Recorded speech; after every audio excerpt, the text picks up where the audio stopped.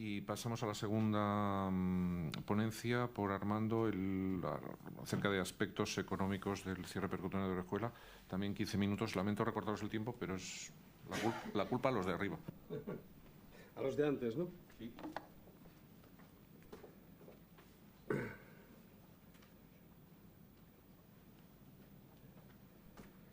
Bueno, muchas gracias. Lo primero, en primer lugar, quiero daros las gracias a todos por estar aquí. Esta es la primera reunión de diálogos EPIC que hacemos y nos hacía particular ilusión que os pareciera interesante, que a nuestros compañeros les pareciera interesante para venir aquí. Y para no sacrificar esto, a mí ahora me da vergüenza, porque esta charla la tenía que hacer Eduardo Oliveira, que es el experto del tema. Pero esta me la pedí yo porque, digo, para no calzarle a nadie el marrón del coste-efectividad, me la voy a quedar yo y a ver si consigo aprender algo. Entonces esta, que tirando de términos anglosajones es Money Matters o también Money Talks, ¿no? Porque también tiene que ver con eso, habla de algo que pasamos por alto, pero que yo creo que es muy relevante, que es que esta terapia es altamente coste efectiva. Y voy a intentar demostraros con varios resultados, con varios estudios, por qué esto es así. Una breve introducción que yo creo que conoce todo el mundo, pero por si acaso, en los cuadrantes de coste y beneficio, algo que cada vez tenemos que conocer más, ¿no? Hay que repartir en 4 cuadrantes el manejo que hacemos normalmente de todos los pacientes. Entonces, hay 4 cuadrantes a medida que los costes aumentan o a medida que aumentan los beneficios. En el primer cuadrante, que no nos interesa nada, es un cuadrante en el que las terapias que tú aplicas son más caras y encima no ofrecen beneficios. Esto podemos decir que es el médico parásito. Esta es una diapositiva que le he pirateado a Joan Antonio Gómez Hospital y que me pareció muy ilustrativa de qué sucede esto. En la segunda diapo es algo que tampoco queremos o no queremos ser o no somos, ¿no? Que son los gerentes, que son gente que ahorra mucho dinero y los costes bajan mucho, pero los resultados también pueden verse afectados. Tampoco es una situación ideal, es la situación que persigamos, ¿no? Empezamos en lo que es razonable. Lo que es razonable para nosotros como médicos es no nos importa la pasta, queremos buenos resultados. Pero si uno empieza a poner en tela de juicio todo lo que hace, tenemos que pensar que con menos dinero podemos obtener mejores resultados. Y ahí llegamos a la situación del médico o el gerente ideal, que es el que obtiene unos resultados fabulosos con el menor gasto posible. Que es, insisto, la situación ideal. Pero vais a ver estos 4 cuadrantes repetidos en más de una ocasión porque esto nos explica cómo de coste efectivo, cómo de coste eficaz o eficiente al final, que es lo que buscamos, la eficiencia al menor coste posible. Esta es la cifra dorada que consideramos en los países latinos. Es extrapolable a Inglaterra, pero no a Estados Unidos, porque esta es la cifra mágica de lo que está dispuesto el sistema a pagar por ganar un año de vida. El famoso año de vida con calidad, el famoso QALY, tiene unos costes incrementales, que esa es la descripción del ICER. ICER es Incremental Cost Efficacy Ratio.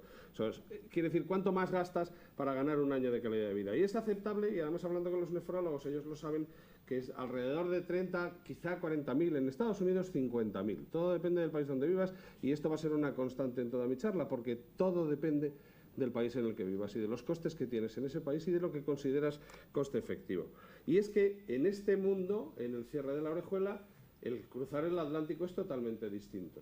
La indicación de la FDA para el cierre de orejuela es como alternativa a la anticoagulación, punto y final. Es decir, está admitido para cualquier paciente que necesite anticoagulación por fibrilación auricular no valvular, esté o no contraindicada. Y entonces esto cambia totalmente el panorama, mientras que en Europa nos seguimos debatiendo con esa indicación, esa triste indicación 2BB, que nos dieron las guías de hace 2 años, las guías de fibrilación auricular. Puesto así, hay 2 campos. El candidato americano, que es este señor.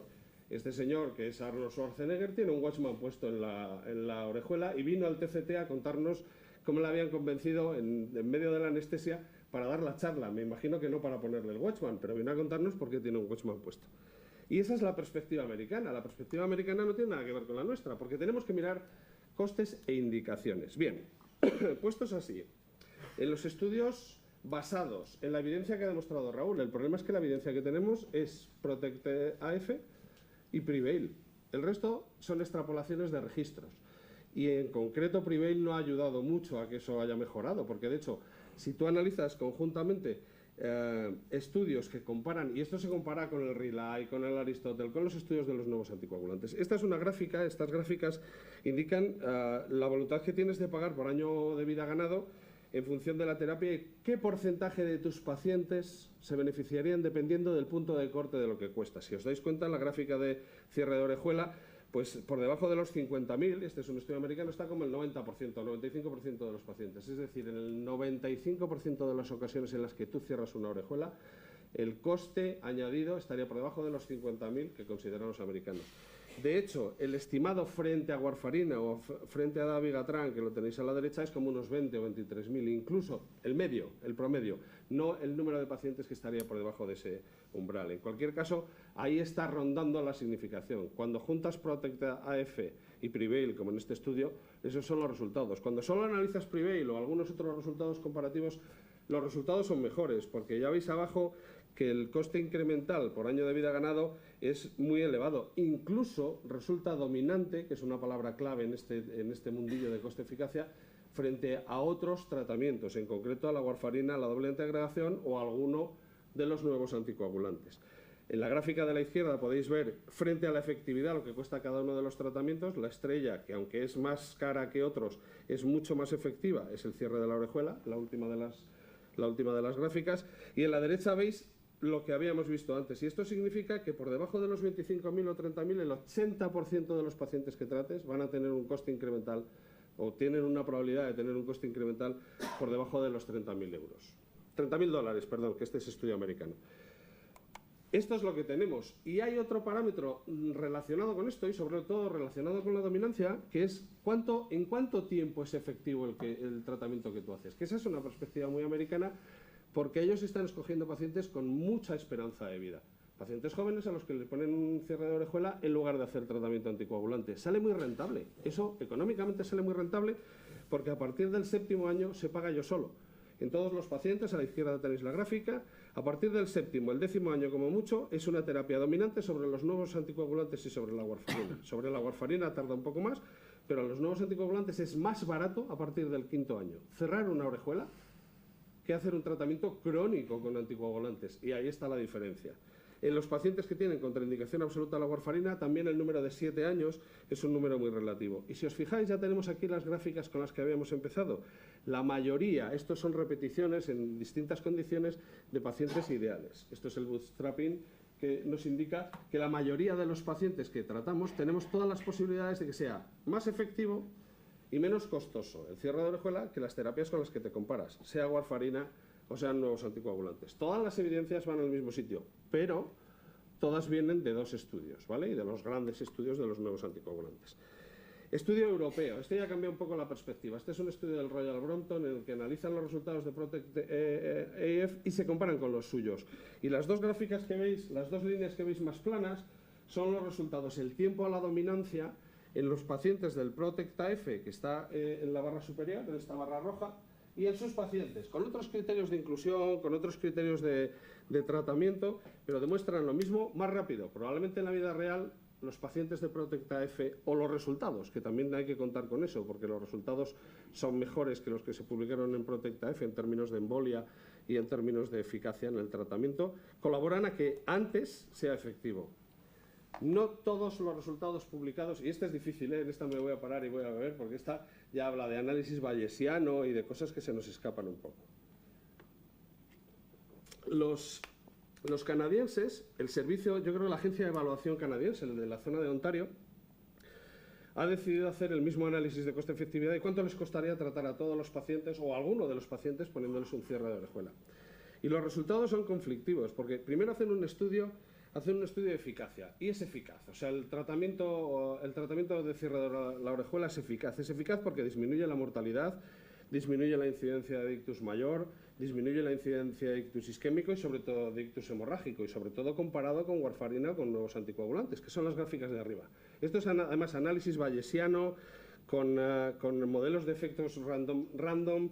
Se me escapa. Estoy empezando a oír hablar del análisis de bayesiano y cuando te dicen intervalo de credibilidad, lo que da la duda es de qué es exactamente el intervalo de credibilidad, pero así se expresan las estadísticas en análisis bayesiano.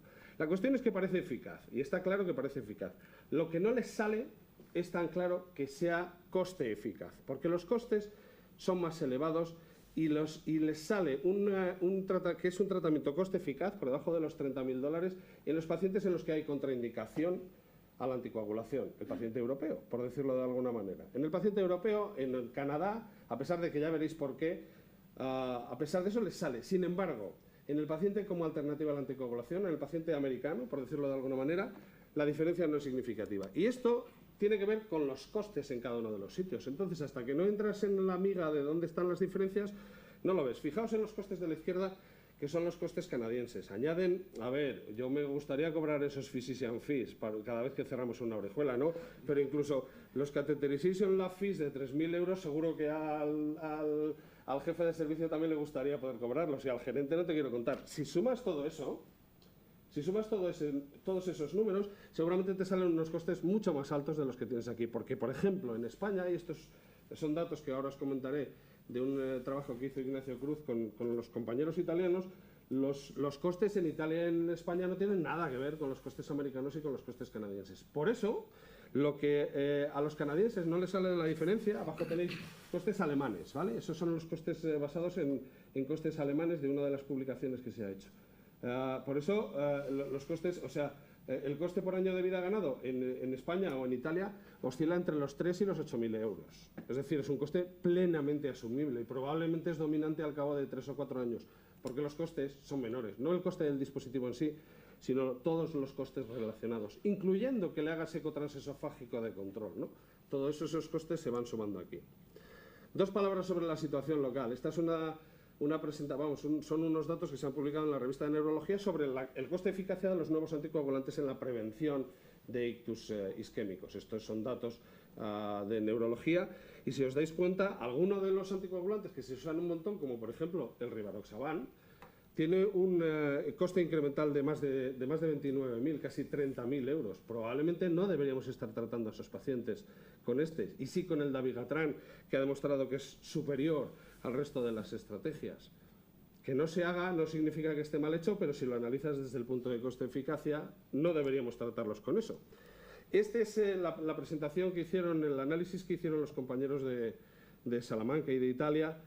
Bueno, y más grupos, sé que estaban más grupos del coste y de cómo tienes eso. Los números son muy favorables al cierre de orejuela. Están por debajo, en verde tenéis la franja de los 25 o 30.000 euros, y casi el 100% de los pacientes se beneficiarían por debajo de ese precio del cierre de orejuela, ¿no?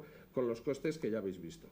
Os voy a poner rápidamente el ejemplo local que hicieron cuando comenzamos el programa en León. Hicimos un cálculo de cómo nos podía salir esto, o sea, cuánto podría ser de coste efectivo, y esto gracias a la fundación, al servicio EGA que nos proporcionó Boston, pues hicimos el cálculo de nuestra población, casi medio millón de habitantes, sin cerrar pacientes de más de 85 años, que algunos se cierran por otras indicaciones. ¿Qué nos costaría si cerráramos el 10% de los pacientes candidatos a anticoagulación, solo el 10% de fibrilación auricular no valvular, asumiendo unos costes que son muy razonables con lo que tenemos en nuestro hospital y en nuestro medio?